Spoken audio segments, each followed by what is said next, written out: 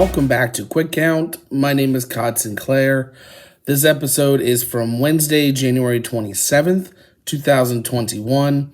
Today we are taking a look at the triple threat match for the WWE World Heavyweight Championship from the 2015 Royal Rumble between champion Brock Lesnar and challengers John Cena and Seth Rollins. Just before I get into the review, I do apologize if my voice is going in and out, just battling some sinus stuff. But I'm committed to getting this episode out to you guys, especially during the week and going into Royal Rumble weekend. So just some backstory on this match before we jump in. Lesnar won the title from Cena in the squash match at SummerSlam, where he hit over 24 German suplexes. Cena got a rematch that year at Night of Champions where he won by disqualifications after Seth Rollins tried to cash in. At Hell in a Cell, Cena defeated Randy Orton to earn another shot for the title. At Survivor Series, Team Cena defeated Team Authority, the infamous match where Sting debuted. So with Team Cena's win, it meant that the Authority were out of power. The only one that could bring them back is John Cena. So at TLC, Cena defeated Rollins. He retained his number one contendership status. And on the final episode of Raw in 2014, they were still in that special guest host era, kind of. But for that night, it was Edge. Rollins threatened that if Cena didn't reinstate the Authority, he would curb stomp Edge. And if you're new to wrestling or, if you're just not keeping up with Edge's story, he retired in 2011 due to multiple neck injuries, multiple surgeries. It just takes a lot on your body. So with that going on, Cena agreed to bring the Authority back. And on the following week's edition of Raw, the Authority rewarded Rollins by sticking him in this title match. So yeah, a lot of backstory to get to this. It's very interesting with this win. If he wins here, John Cena gets his 16th world title, ties Ric Flair. I'm sure none of us at the time wanted that. Rollins immediately out of the ring, and then we get a rehash from SummerSlam, just German suplexes from Lesnar. Rollins almost gets caught with an F5, but J&J security at the time pulls him out. That would be Joey Mercury and Jamie Noble. Lesnar ends up locking a Kimura on John Cena. Cena pretty much just deadlifts him up because Lesnar's wrapped around his body. And then you just see Seth flying in, connects with a knee to Brock Lesnar for the top. Cena hits an attitude adjustment on Brock, but gets thrown out by Seth Rollins. Typical heel work here. Cena tries a 5-knuckle shuffle. Lesnar Germans him again. Cena here, because Lesnar gets kneed out of the ring by Seth. But Cena with a Michinoku driver here. I saw that and I popped a little bit for that. Because, he has his 5 and 6 moves of doom. But anyway,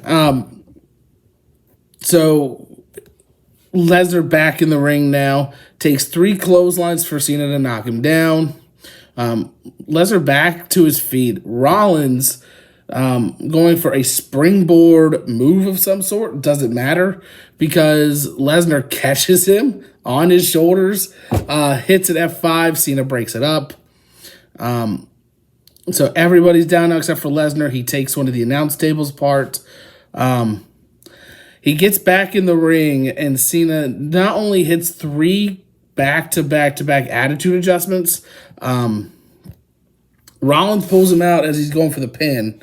Rollins hits a curb stomp. Cena breaks it up. So a lot of triple threat action right there.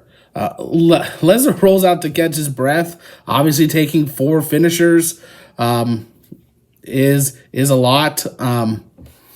And then out of nowhere, Cena tackles him through the barricade.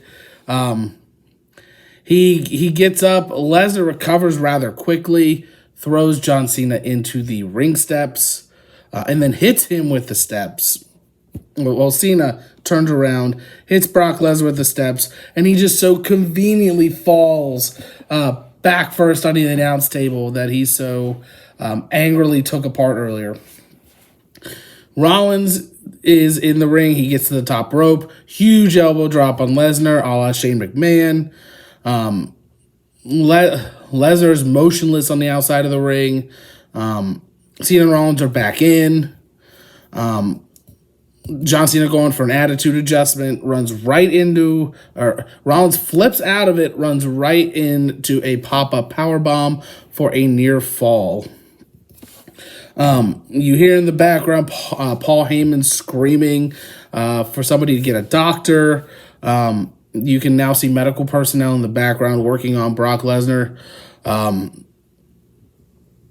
The rest of this is a lot of back and forth as far as false finishes.